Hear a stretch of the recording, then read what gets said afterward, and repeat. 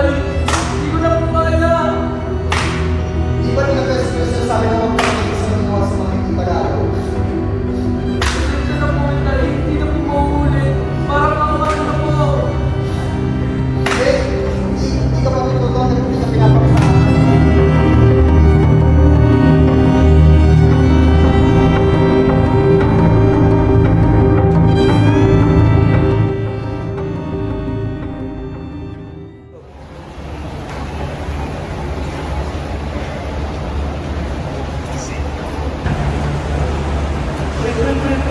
Ewan ko na.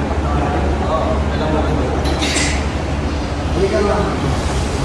Alam mo bang hindi Tagalog ang mga mama mo?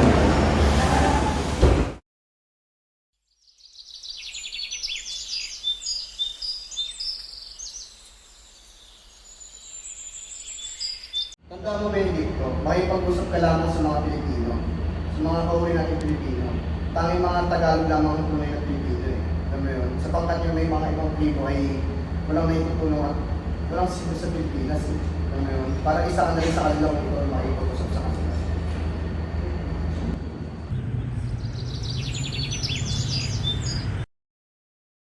Alam niyo ba, napanaginipan ko kahapon ang sinabi sa akin ng aking ama tungkol sa mga hindi Pilipino. Sinabi niya sa akin na mga Tagalog lamang ang tunay na Pilipino at hindi kasama ang mga Tagaybang Pilipino. Sa tingin ko tama siya, pagkat wala naman na itutulong ang mga ibang tribo sa bansa natin. Mali, hindi po may ibang pagawian, kultura, o paniniwala ay hindi na sila may tuturing na Pilipino. Sila pa rin ay mga tao na bumubuo sa bansang ating ginagalawan. Hindi niyo ba naisip na ang mga tribo o tagapag-ingat ng mga kultura at tradisyon ng mga saliwa ng Pilipino? Tama siya kasi, sa katunayan, yung mga tribo ay bibigay na sa marami silang alam sa pagkasan, pagkain, gawian, paniniwala, at sining na pinagsali-sali sa mga sinunod. Punto nga kayo mo si Ate Pato. Siguro naisipan mo. Oh, saan tayo pupunta? Ako, uwi na para makapagpahinga. Ako rin, napagod ako ngayong araw. Importante rin kaya mga ibang lahi ng Pinas. Di ba nilagay sa sinasabi ng mga pagkakas sa mga hindi Tagalog? Tama siya, pagkat wala naman na itutulong ang mga ibang tribo sa bansa natin. Sila pa rin ay mga tao na bumubuo sa bansang ating ginagalawan. Yung mga tribo ay bibigay na tama siya, pagkat wala naman na itutulong ang mga ibang tribo sa bansa natin. Sila pa rin ay mga tao na bumubuo sa bansang ating ginagalawan. Sa katunayan, yung mga tribo ay bibigay na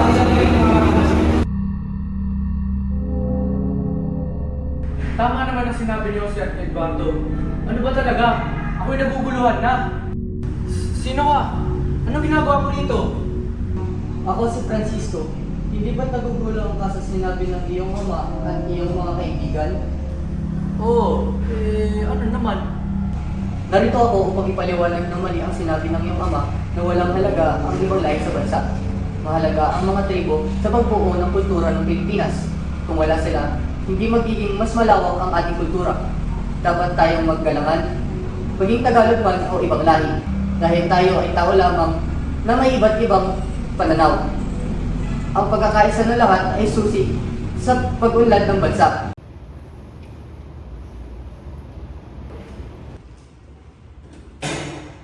Tigas ang kubot yung bata ka. Ilang beses ko pa sasabihin sa'yo na hindi ka pwede makipag-usap sa mga hindi Tagalog. Wala namang mali sa ginawa ko ah. Kayo ang mali. Hindi man sila Tagalog, ngunit tao pa rin sila na kailangan natin respetuhin at tratuhin ng tama. Kinokontra mo pa ako. Advice ko sa mamamahay ko.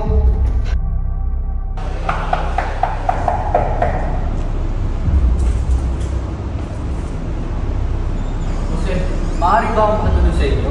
Nagkaalitan kami ng aking ama. Pinalayas ako sa akin. Ano ka ba? Walang problema. Tuloy.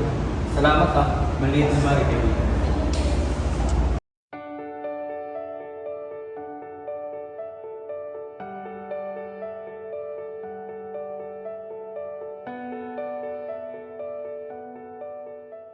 Kultura at mamamayan. Ang mga ito ang mga bumubuo sa isang bansa. Mawala ang isa, hindi mabubuo ang bansa. Hindi may tuturing na bayan ng lugar kung may wika at mamamayan, ngunit walang kultura. Gayun din kung may kultura at mamamayan, ngunit walang wika.